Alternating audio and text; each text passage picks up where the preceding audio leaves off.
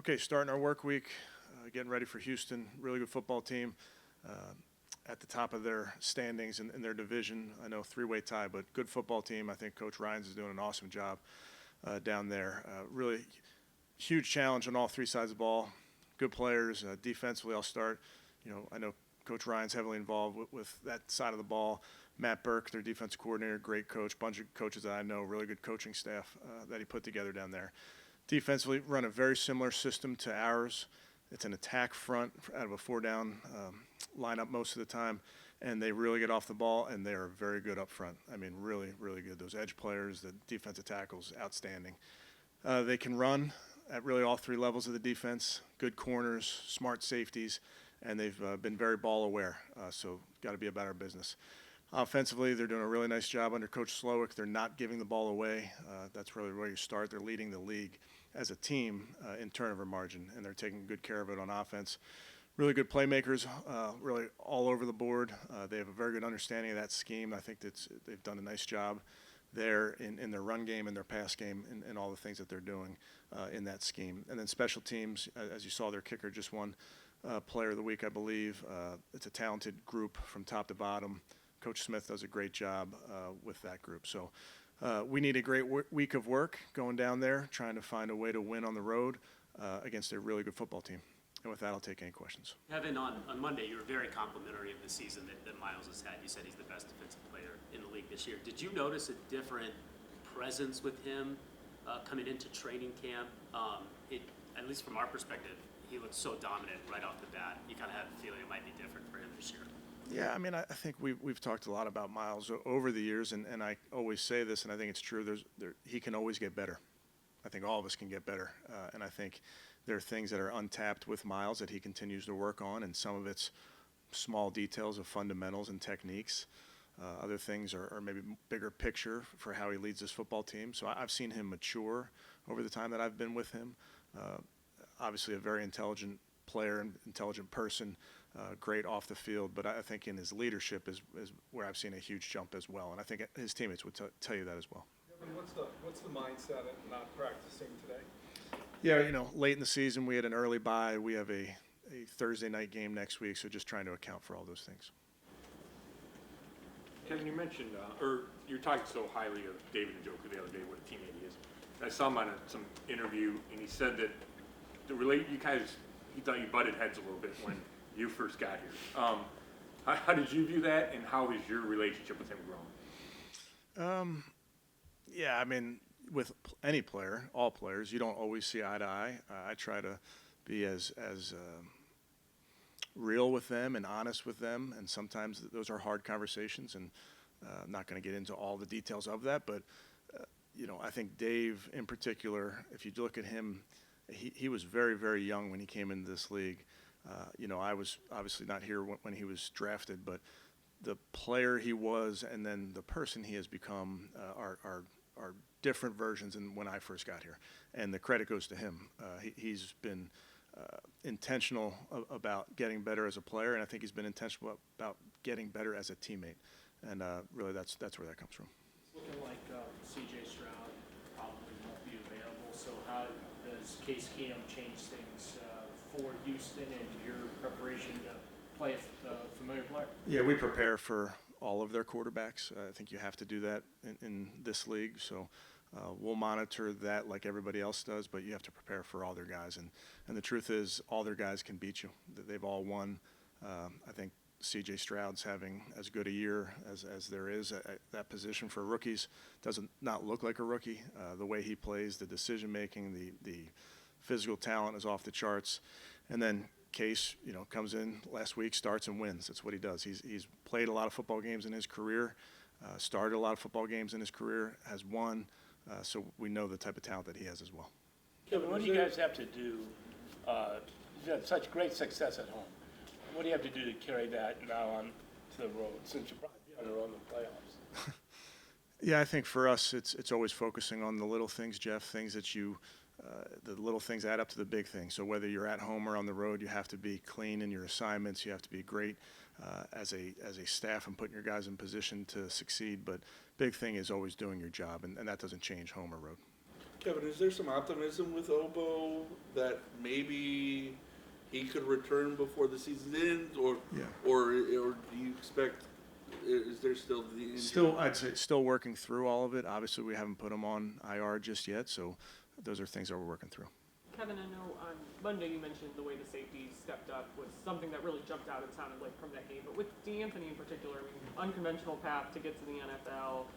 How has he managed to not only remain on this roster the last 2 years, but to kind of step up in those key moments when you guys need him? Yeah, he's made plays for us, Ashley, really throughout his career. Think about the plays that he's made on kickoff for us. And there's a lot of players in this league that start out as special teams players, and that's their proving ground. And then they get an opportunity on offense or defense, and they play well. So I think he's a young player that you continue to see what he has. He had really good moments for us in that football game, and we're going to be counting on him again.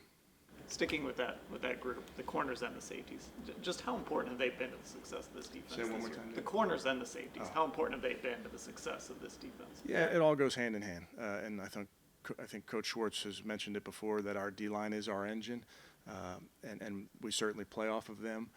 But a lot of the success also, you can't help but look at some of the plays that have been made in the secondary. So it all goes together, but I think the playmaking that you see from the secondary is the biggest thing.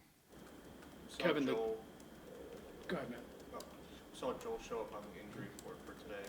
Do you have any more updates on how significant his back injury is? Yeah, no real updates. I think with all of our guys, day to day literally means you see how they walk in the building and you check in with them and how they do through their treatment every single day and making a decision based on how that is each day. That's kind of what we're doing with Joel. What's the most impressive point of that, the touchdown that Flacco threw to Cooper last week? I mean, about as tight a window as you can have. Yeah, really well executed. I thought the protection was excellent on that play. Joe saw it really clearly because he had great lanes to see and knew exactly where he was going with the ball once Amari cleared the linebacker there. A couple throws, Kevin, where like the old adage about not being late and over the middle and stuff, and he still does that. Is that just the trust, experience, all those things of a 15-year veteran? Yeah, yes. And, there was one throw in particular on a scramble drill to Elijah late over the middle. You have to be very careful. And I always tell the quarterbacks, you have to clear your vision. Like, you have to be very, very clear about what you see when you make those throws. Joe's got great height, so that helps him see it in the first place. But even then, there are times in the pocket where he doesn't have great vision and you have to slide and move. But, yeah, you have a lot of reps under your belt. You have a lot of turns at some of these things, and where you can get into trouble. But when you can clear your vision and be confident in what you see, then you can pull the trigger. Finally- With Case, he stepped in and won 2 games for you in 2021. He comes off the bench and wins for them. What is it about Case that he can just come in and just excel right away like that? Yeah, I mean, played a ton of football in college, so he had a ton of experience coming in.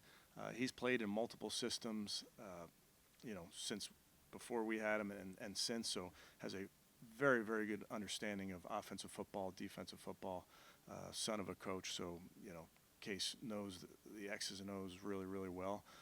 Has always been a playmaker throughout his entire career, but a really, really good football player, a guy that we have to, study this week, just like every week getting ready for multiple quarterbacks. Since he's left, have you been able to drop your guard? No one's going to mess with your office the way that he used to. Yes, I have been able to do that. There's still some guys that I'm on alert for. We finally saw a quarterback hook up with Goodwin. He's been lucky to use for a variety of reasons. Do you feel he's got a lot more to give in this final month? I do. And, Marquise is a guy that has been through a lot this season and continues to work really hard. Then with Joe being new, you have to rhythm up with all your new teammates, Marquise being one of them. So I think Joe's getting a good feel for him as well.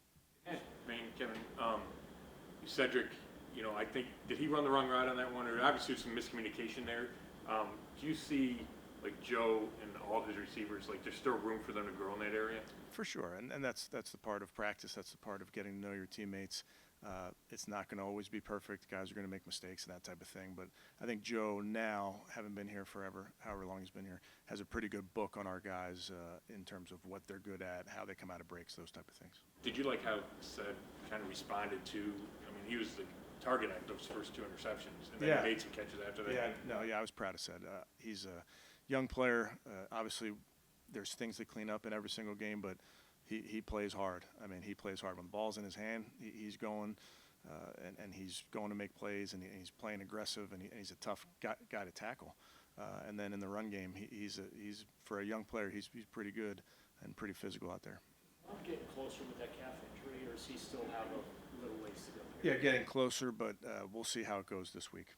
You have to, try to keep these guys locked in and focused when you're going on the road, playing Houston on Christmas Eve, then fit Christmas in there, and then a game Thursday night again.